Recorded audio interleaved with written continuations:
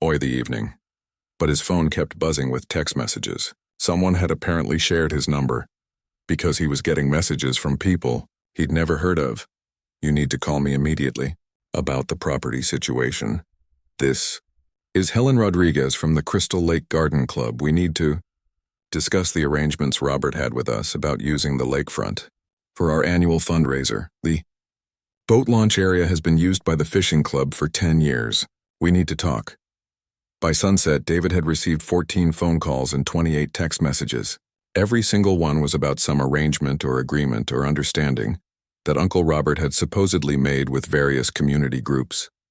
The fishing club claimed they had rights to use his boat launch. The garden club said they held events on his beach. The neighborhood watch insisted they had permission to store emergency equipment in his shed. The community book club said they held outdoor meetings on his lawn. According to the phone calls and messages, Uncle Robert had apparently agreed to let every organization in the community use his property for something. Which made no sense at all because David remembered Uncle Robert as a man who valued his privacy above almost everything else. The final call of the day came just as David was getting ready for bed. "David, this is Linda again.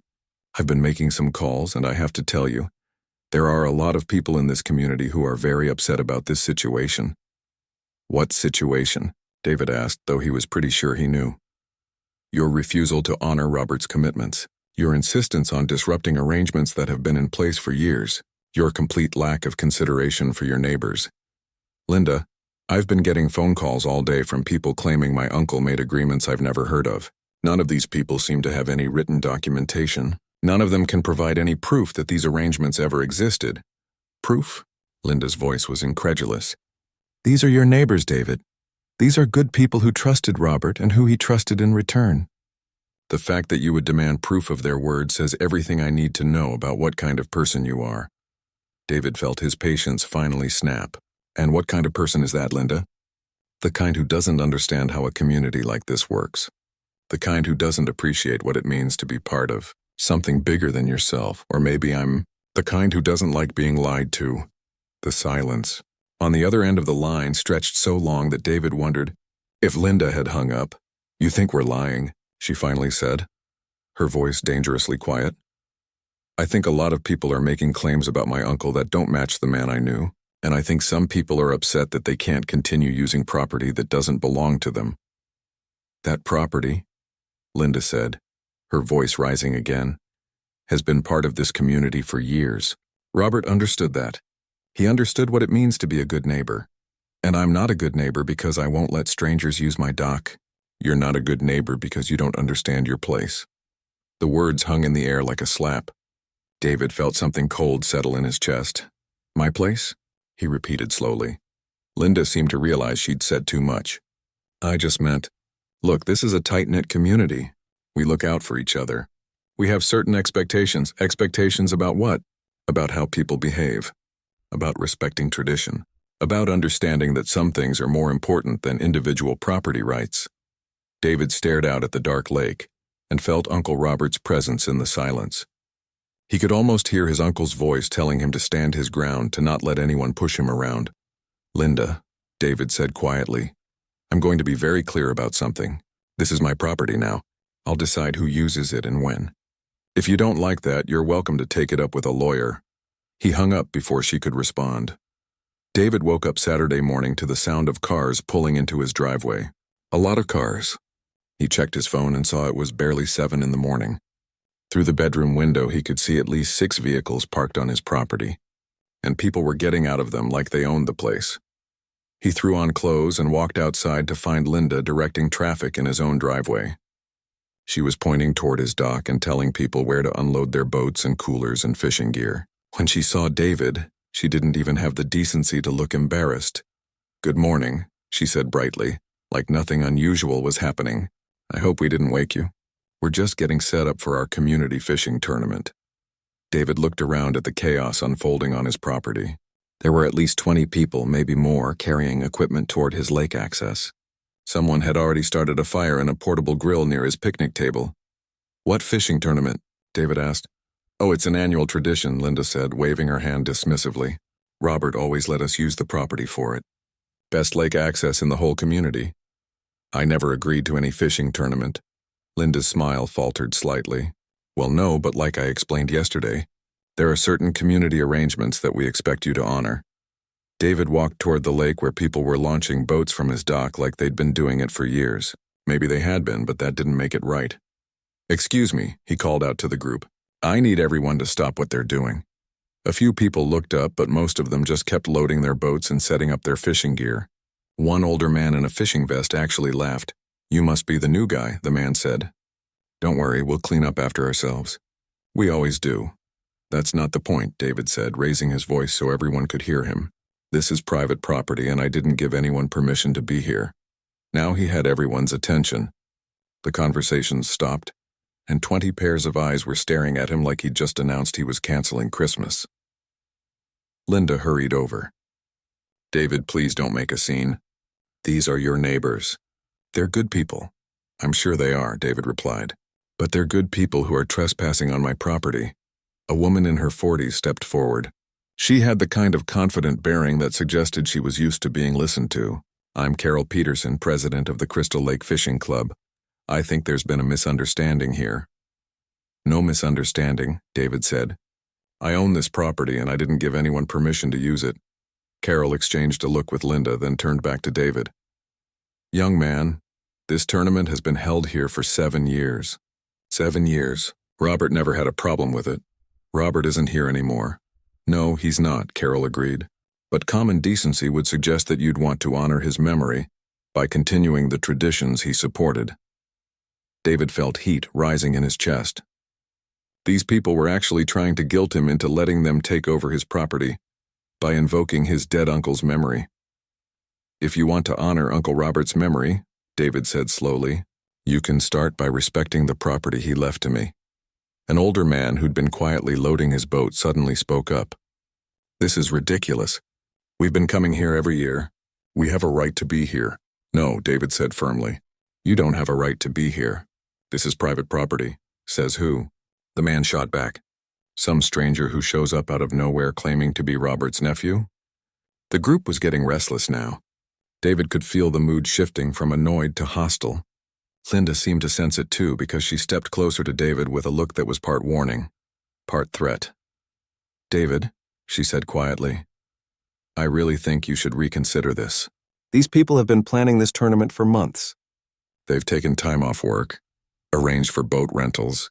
Some of them drove here from hours away. That's not my problem. It could be your problem, Linda said, her voice dropping to an even quieter level. A very big problem. David stared at her. Are you threatening me? I'm explaining reality to you, Linda replied. This is a small community. People talk. People remember. You want to live here, you need these people to accept you. And if they don't accept me, Linda shrugged. Small communities can be very difficult places for people who don't fit in. The threat was clear, even though Linda was careful not to say it directly. David looked around at the faces surrounding him. Some looked angry, some looked confused, but all of them were looking at him like he was the problem. 5 minutes, David announced loudly. Everyone has 5 minutes to pack up and leave my property. The reaction was immediate and loud.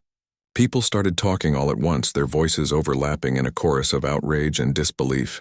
This is unbelievable. Who does this guy think he is? Robert would be ashamed. We should call the police. We should call the HOA.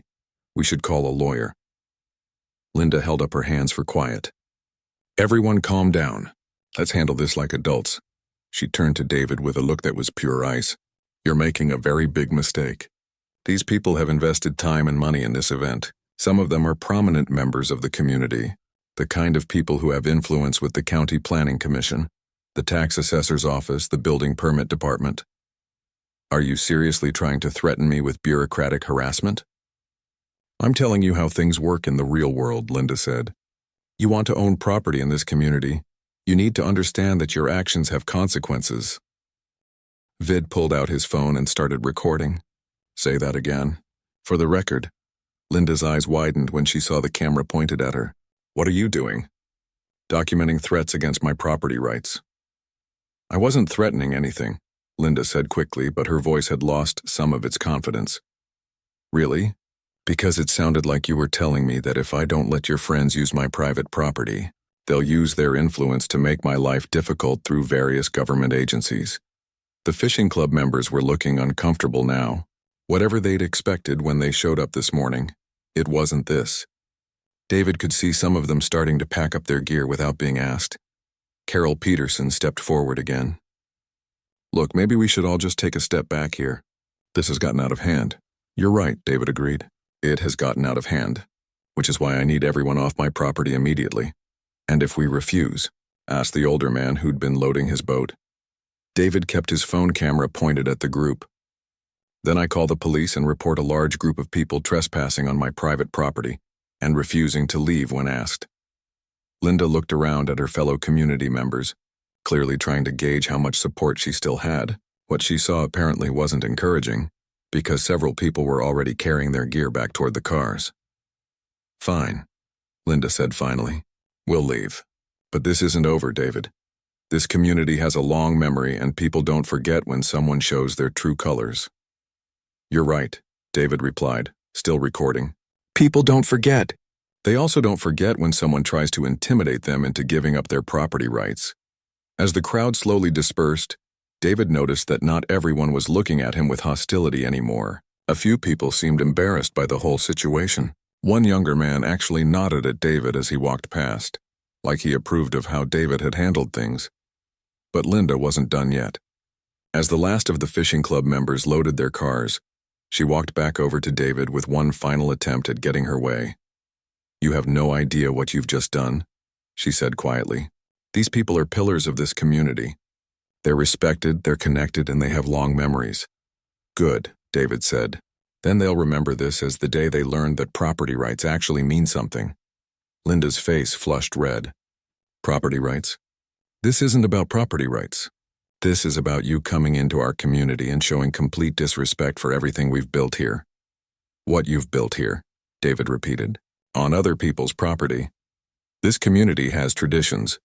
It has character. It has standards. And what standards are those exactly? Linda opened her mouth to answer, then seemed to catch herself. But the words that almost came out hung in the air between them anyway, and they both knew what she'd been about to say. I think you should leave now, David said quietly.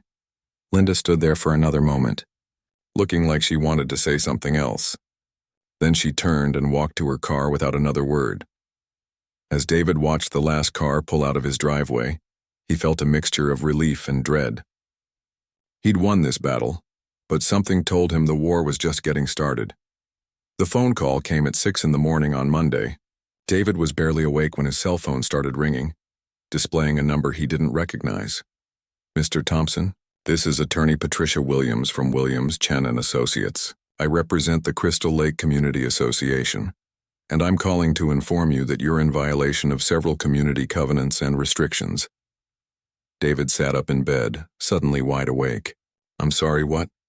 The Community Association has filed formal complaints regarding your interference with established community activities, your violation of shared use agreements, and your failure to maintain neighborly conduct standards as outlined in the community charter. What community charter? I never signed anything. Property ownership in Crystal Lake automatically includes acceptance of community standards, Mr. Thompson. When your uncle purchased the property, he agreed to these terms. Those agreements transfer with the deed. David rubbed his eyes and tried to think clearly. I'm going to need to see copies of any documents you're claiming I'm bound by. Of course. I'll be sending a formal notification package today. You'll have 30 days to respond to the complaints and comply with community requirements. After the lawyer hung up, David's phone immediately started ringing again. This time it was someone from the County Code Enforcement Office, saying they'd received complaints about unpermitted structures on his property. Then someone from the health department about septic system concerns. Then someone from the fire marshal's office about dock safety violations. By noon, David had received 11 official phone calls and 17 letters delivered by various government agencies. Apparently overnight, his property had become the most scrutinized piece of real estate in the entire county. But David wasn't the only one making phone calls that morning. While he was dealing with bureaucratic harassment, his phone rang with a call that surprised him. Mr. Thompson, this is Janet Morgan. We met the other day when Linda brought us over to your place. David remembered her as one of the 3 women who'd seemed uncomfortable with Linda's behavior. Hello, Janet. Listen, I wanted to call and apologize for what happened. The whole fishing tournament thing, that was just wrong. Linda had no right to organize that on your property without asking you first. Thank you, David said, genuinely surprised by the call. I appreciate that. I also wanted you to know that not everyone in the community agrees with how Linda's been handling this situation. There are quite a few of us who think she's gone way too far. Over the next few hours, David received similar calls from 5 other community members. People who'd been at the fishing tournament, people who'd heard about what happened, even people who'd never met Linda, but had heard enough stories to know she had a pattern of bullying behavior. Mike Rogers, the security guard, called to let David know he'd been asking around about the supposed community agreements that everyone kept talking about. Here's the thing, Mike said. I've been working security here for 8 years and I've never seen any written agreements about your uncle sharing his property. I've seen the real community agreements, the ones that are actually on file with the county. Nothing in there about dock sharing or beach access or any of that. So where are these agreements everyone keeps talking about? That's the million-dollar question. I think what happened is Linda started telling people that Robert had agreed to things, and after a while, people just started believing it was official. David was starting to understand that Uncle Robert had probably been too polite to directly confront Linda about her assumptions, and she'd taken his silence as agreement. The next morning brought a call that changed everything. Mr. Thompson, this is Detective Martinez with the County Fraud Investigation Unit. We've received some information about potential homeowners association misconduct that involves your property. Misconduct? Someone has filed a complaint alleging that the Crystal Lake Community Association has been collecting fees and making claims about property use rights that they don't actually possess. We'd like to interview you about your experiences with the association. It turned out that David wasn't the first person to have problems with Linda and the community association. Detective Martinez explained that they'd been receiving complaints for over a year about questionable fee collections, false claims about community rules, and intimidation tactics used against property owners who didn't comply with demands. The problem is, most people just pay the fees or go along with the demands rather than fight it, Detective Martinez explained. But your case is different because you documented everything and because we have multiple witnesses to threatening behavior. David spent 2 hours that afternoon giving a detailed statement about everything that had happened since he'd arrived at the cabin. The detective was particularly interested in the video he'd recorded of Linda making threats about using community influence to make his life difficult. That kind of extortion is a serious criminal offense, Detective Martinez said, especially when it's done by someone in a position of authority within a community organization. The investigation moved quickly after that. Within a week, Detective Martinez had interviewed dozens of community members and uncovered a pattern of misconduct that went back several years. Linda had been collecting community fees from property owners for services that were either unnecessary or that the association had no authority to provide. She'd been claiming authority over private property that she didn't actually have. And she'd been using threats and intimidation to silence anyone who questioned her methods. The breaking point came when Detective Martinez discovered that Linda had been depositing community fee payments into her personal bank account rather than a community fund. She's been embezzling from her neighbors for 3 years, Detective Martinez told David over the phone. The total amount is over $40,000. The criminal charges against Linda made the local newspaper, and suddenly everyone in the Crystal Lake community was talking about what had really been going on. People who'd been afraid to speak up before started coming forward with their own stories of bullying and extortion. Carol Peterson from the fishing club called David personally to apologize. I had no idea about the embezzlement, she said. But looking back, I can see how Linda manipulated all of us. She told us that you were being unreasonable, that you didn't understand community traditions. She made it sound like you were the problem. What community traditions? David asked. That's what I'm starting to figure out. I don't think there were any real traditions. I think Linda just decided that certain things should happen, and then convinced everyone else that they'd always happen that way. The truth was even simpler than that. Uncle Robert had been a quiet man who'd kept to himself. When Linda had approached him about using his dock for community events, he'd probably said something polite like, "We'll see, or maybe sometime," and Linda had interpreted that as permanent permission. Over the years, as Robert got older and more isolated, Linda had simply started using his property without asking. When community members questioned it, she told them Robert had agreed. When Robert didn't object, she took that as confirmation. The embezzlement charges were just the beginning of Linda's legal problems. Once the investigation started, more serious issues came to light. She'd been filing false reports with government agencies to harass property owners she didn't like. She'd been impersonating county officials to trick people into paying fees they didn't owe. She'd even been intercepting mail to prevent property owners from receiving official notices that might have exposed her schemes. David found himself at the center of a community scandal that made headlines in 3 counties. Local news stations picked up the story, with reporters describing it as a case study in how small-town politics can spiral out of control when nobody's watching. But the most satisfying moment came when Detective Martinez called to tell David that the investigation had uncovered something unexpected. "We found documentation that your uncle had actually filed a complaint about Linda's behavior 2 years ago," the detective said. "He'd contacted our office to report that someone was claiming authority over his property that they didn't possess." "What happened to the complaint?" "It got buried in bureaucracy.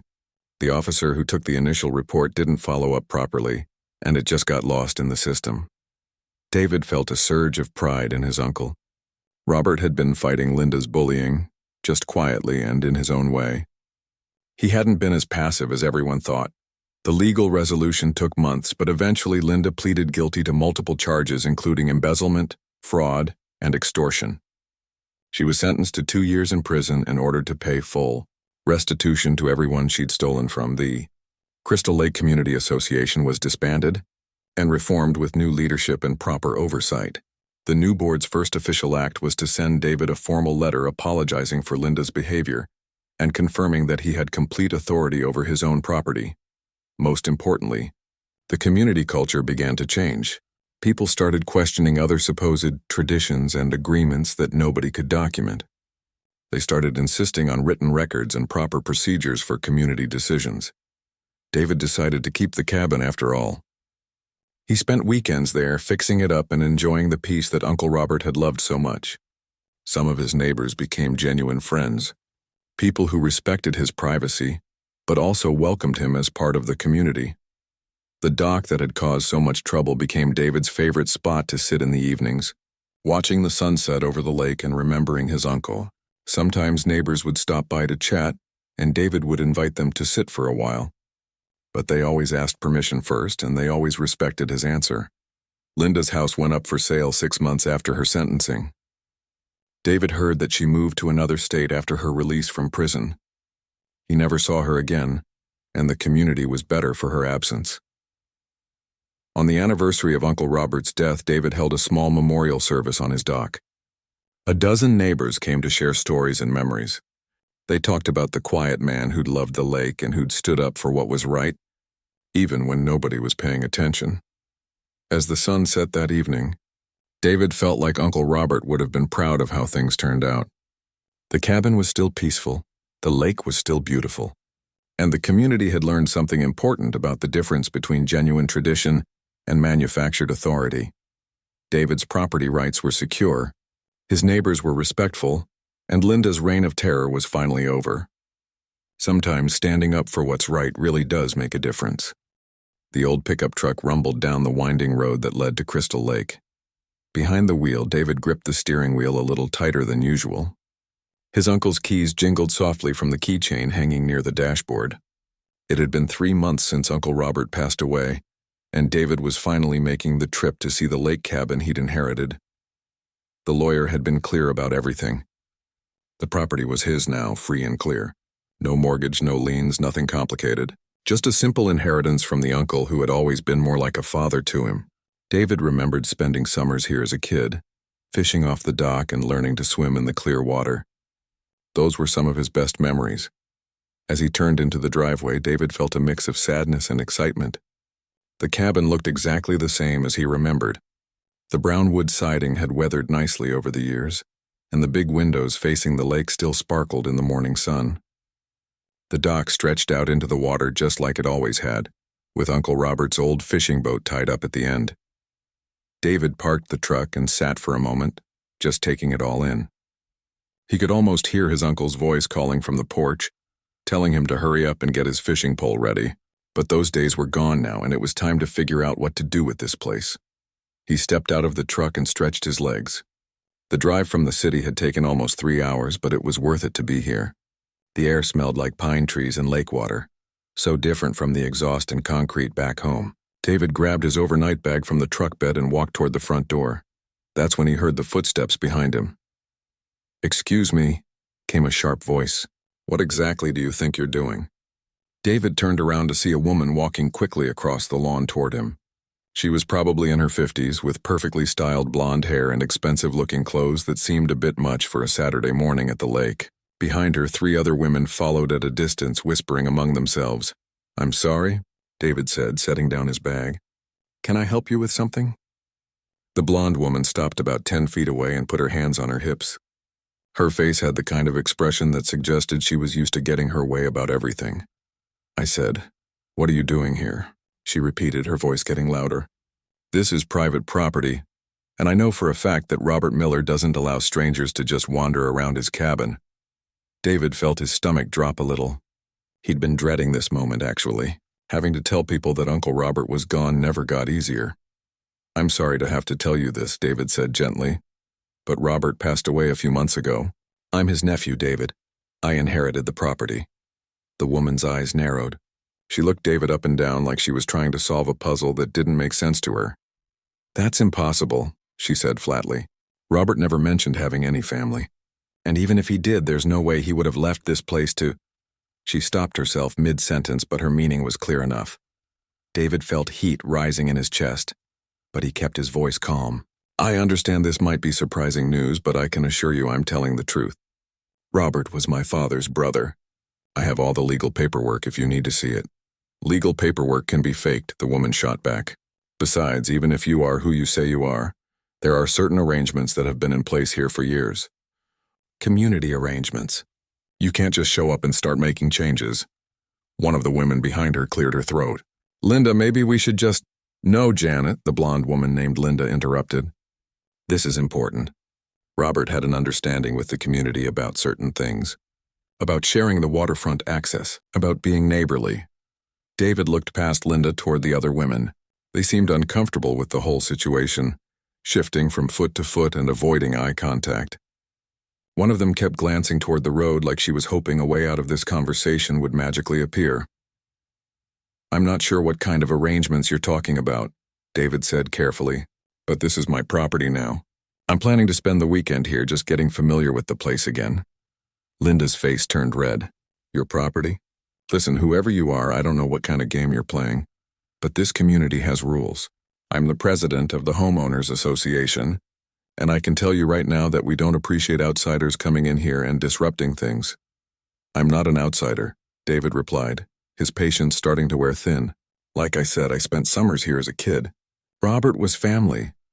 Family that nobody ever heard of," Linda snapped. "How convenient that you show up now after he's dead and can't confirm your story." The accusation hit David like a slap. He'd known this trip might be emotional, but he hadn't expected to have to defend his right to grieve his uncle's death, and he certainly hadn't expected to have his relationship with Robert questioned by some stranger. "Look," David said, trying to keep things civil. "I understand this might be a surprise, but I have the deed, the will, everything legal and proper. If you want to discuss whatever arrangements Robert might have had with the community, we can do that. But right now, I just want to get settled in." Linda crossed her arms and stood her ground. "Not so fast. Before you go anywhere, I need to see this supposed paperwork, and I need to make some phone calls. There are people in this community who knew Robert very well, and they'll be able to tell me if your story checks out." David looked at the other 3 women again. They seemed even more uncomfortable now, like they wished they were anywhere else but standing in his driveway having this conversation. "Janet, Susan, Maria," Linda said without turning around. "You 3 head back to the house. I'll handle this situation." The 3 women didn't need to be told twice. They hurried away, talking quietly among themselves as they walked back toward the road. Linda waited until they were out of earshot, then stepped closer to David. "Let me be very clear about something," she said, her voice low and threatening. "This community has a certain way of doing things. We look out for each other. We have traditions, and we don't take kindly to people who try to come in here and mess with our way of life." David felt something cold settle in his stomach. This wasn't just about paperwork or inheritance anymore. This was about something else entirely. "I'm not trying to mess with anything," he said quietly. "I just want to spend some time in my uncle's cabin." "Your uncle's cabin," Linda repeated like the words tasted bad in her mouth. "We'll see about that." David had barely finished unpacking his overnight bag when he heard car doors slamming outside. Through the cabin's front window, he could see Linda marching back across the lawn, but this time she wasn't alone. Two men in polo shirts walked beside her, and the three women from earlier trailed behind, looking like they'd rather be anywhere else. David set down the framed photo of Uncle Robert he'd been placing on the mantel and walked to the door. Before he could even step outside, Linda was already talking loudly enough for the whole neighborhood to hear. "There he is," she announced, pointing at David like he was some kind of criminal. "The man claiming to own Robert's property." The taller of the two men stepped forward. He had the kind of confident stride that comes from years of being important in small places. "I'm Bill Henderson, Vice President of the Crystal Lake Community Association. This is Tom Walsh, our treasurer." David nodded politely. "David Thompson. Nice to meet you." "We'll see about that," Bill said, his tone suggesting this was more of an interrogation than a neighborly introduction. "Linda here tells us you're claiming to have inherited Robert Miller's cabin. That's quite a surprise to all of us." "I can imagine it would be," David replied. "I'm sorry you had to find out this way. I probably should have reached out to the community association when I first got the paperwork, but honestly, I needed some time to process everything myself." Tom Walsh pulled out a small notebook and pen, like he was preparing to take official notes. "And you say Robert was your uncle?" "That's right. My father's older brother. I spent summers here when I was a kid, though I know Robert kept to himself mostly." Linda let out a sound that was somewhere between a laugh and a snort. "How convenient. The mysterious nephew that nobody ever heard of." One of the women behind her, the one called Janet, shifted uncomfortably. "Linda, maybe we should what?"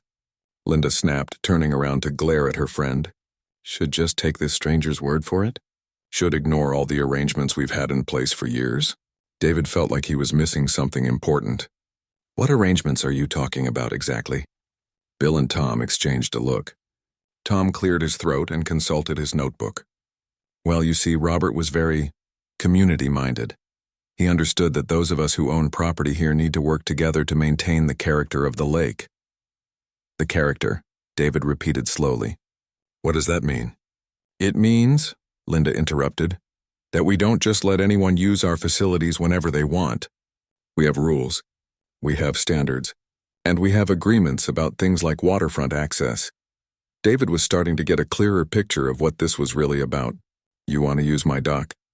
"Not just want," Bill said firmly. "We have an arrangement. Your uncle understood that the community benefits when property owners share certain amenities. The dock, the beach access, the boat launch area. And in return?" David asked. Tom flipped through his notebook pages. "Well, Robert never paid the full assessment fees. The community covered his share of the lake maintenance, the security patrols, the landscaping of the common areas." David almost laughed. Uncle Robert had been many things, but he'd never been the type to accept charity from anyone, especially not from people he barely knew. "I find that hard to believe. Robert was pretty independent. Are you calling us liars?" Linda's voice was getting shrill again. "I'm saying I need to see some documentation before I agree to honor any arrangements I don't know about." Bill puffed up his chest. "Young man, I've been living in this community for 15 years. I was here when your supposed uncle first bought this property. I think I know what arrangements existed." "Then you'll have records of these arrangements," David said calmly. "Signed agreements, meeting minutes, something official." The silence that followed stretched uncomfortably long. Tom stopped writing in his notebook. Bill suddenly found something interesting to look at on his shoes. Even Linda seemed to deflate a little. Janet stepped forward slightly. "Look, maybe we should all just take a step back here. This doesn't have to be so confrontational." "You're absolutely right," David agreed.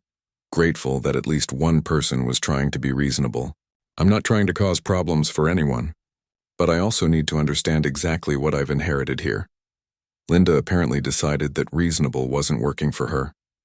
What you've inherited, she said, her voice dripping with sarcasm, is a responsibility to this community. Robert understood that. The question is whether you're the kind of person who honors responsibilities or just thinks you can take what you want. David felt his jaw tighten. The implication in her tone was impossible to miss. And what kind of person do you think I am? I think, Linda said, stepping closer, that you're the kind of person who shows up out of nowhere with a convenient story and expects everyone to just hand over the keys to paradise. Linda, Tom warned quietly, maybe we should watch our tone here. But Linda was on a roll now. No, Tom, I'm tired of watching my tone. I'm tired of pretending that we all don't see what's really happening here. Someone dies, and suddenly his long-lost nephew appears. Someone who nobody ever heard of, who never visited, who never called. David's hands clenched into fists at his sides. I visited plenty. Maybe if any of you had bothered to actually know Robert instead of just using his property, you'd know that. Using his property? Bill sputtered. We maintained his property. We kept it safe. We made sure it stayed part of a respectable community. Respectable, David repeated. Right, the word hung in the air like smoke. Everyone knew what was really being said, but nobody wanted to be the first to acknowledge it out loud. Maria, the third woman who'd stayed quiet up until now, suddenly spoke up. I think I'm going to head home. This is getting a little intense for me. Me too, Susan added quickly. Linda, we'll talk to you later. Don't you dare leave, Linda commanded, but her friends were already walking toward their car. This affects all of us. But they were gone, leaving Linda with just Bill and Tom for backup. David noticed that even these two men seemed less confident now that the crowd was smaller. Here's what's going to happen, Linda said, trying to regain control of the situation. You're going to show us your paperwork, all of it, and then we're going to verify everything with the county, with the lawyers, with whoever we need to talk to. That's fine, David said. I have nothing to hide. And until we verify everything, Linda continued, you're not changing anything. Not the dock arrangements, not the beach access, nothing. David shook his head. That's not how this works. This is my property now. I don't need anyone's permission to use my own dock. Your dock? Linda's voice cracked with outrage. That dock has been used by this community for years. My guests are counting on it being available this weekend. Your guests? I have friends coming from out of town. They've rented boats. They've made plans. You can't just destroy their weekend because you want to play property owner. David looked at Bill and Tom. Is this how community arrangements usually work? One person gets to make decisions about other people's private property? Tom shifted uncomfortably. Well, it's more complicated than that. No, it's really not, David said firmly. Either I own this property or I don't. Either I have the right to decide who uses my dock or I don't. Linda's face was turning red again. You're being completely unreasonable. This is about being a good neighbor. This is about understanding how things work in a place like this. And how do things work in a place like this? David asked. The question hung in the air like a challenge. Everyone knew what Linda wanted to say, but nobody wanted to be the one to actually say it. Finally, Linda threw her hands up in frustration. Fine, you want to be difficult? You want to act like you don't understand how civilized people behave? We'll see how that works out for you. She turned to Bill and Tom. Come on, we have phone calls to make. As the three of them stormed off, David stood alone in his driveway, wondering what exactly he'd gotten himself into. The phone calls started within an hour. David was sitting on the dock trying to enjoy the peaceful afternoon and remember why he'd loved this place so much as a kid, when his cell phone rang for the first time. David Thompson? The voice was crisp and professional. Yes? This is Karen Mitchell from Lakeside Property Management. I understand there's been some confusion about the Miller property on Crystal Lake. David sighed. He'd been expecting this. No confusion on my end. I inherited the cabin from my uncle. I have all the legal paperwork, I see. Well, I've been getting some calls from the Homeowners Association about potential irregularities. They seem to think there might be some question about the validity of the inheritance. There's no question, David said firmly. Everything was handled properly through probate court. I can send you copies of all the documents if you need them. There was a pause on the other end of the line. That would be helpful, actually. We like to keep our records updated. Can you email those over this afternoon? Sure. After he hung up, David felt his peaceful afternoon slipping away. He'd come here to grieve, to remember his uncle, to figure out what to do with the property. Instead, he was being treated like some kind of fraud who'd stolen the deed. The second call came 20 minutes later. Mr. Thompson, this is Detective Ray Johnson with the County Sheriff's Office. I've received a complaint about a possible property dispute at the Miller cabin on Crystal Lake. David's stomach dropped.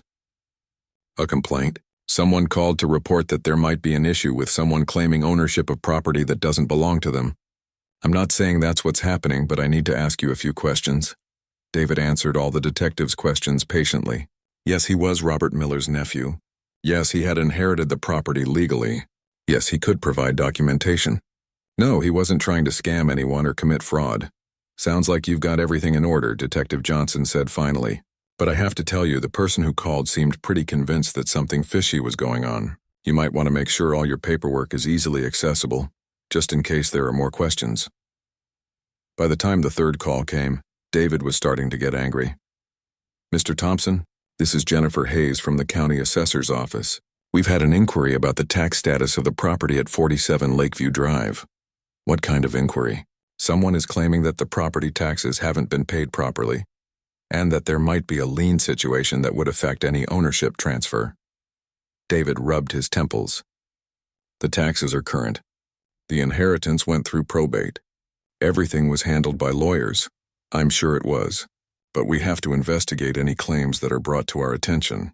Can you come in Monday morning with your documentation? After that call ended, David's phone immediately rang again. Mr. Thompson? This is Mike Rogers from Crystal Lake Security. We provide patrol services for the community, and I've had several calls about a possible trespassing situation at the Miller property. Trespassing? I own the property. Yes, sir, that's what I understand. But I've been asked to swing by and verify that everything is okay. Would now be a good time? David looked out at the lake and wanted to throw his phone into the water. Instead, he said, "Fine, I'll be here." Mike Rogers turned out to be a reasonable guy. He was probably in his 60s with the kind of calm demeanor that comes from dealing with neighborhood drama for years. He looked at David's paperwork, nodded approvingly, and shook his head when David explained what had been happening. I've been doing security for this community for 8 years, Mike said. Robert was a good man. Quiet but good. I'm sorry for your loss. Thanks. Did you know he had family?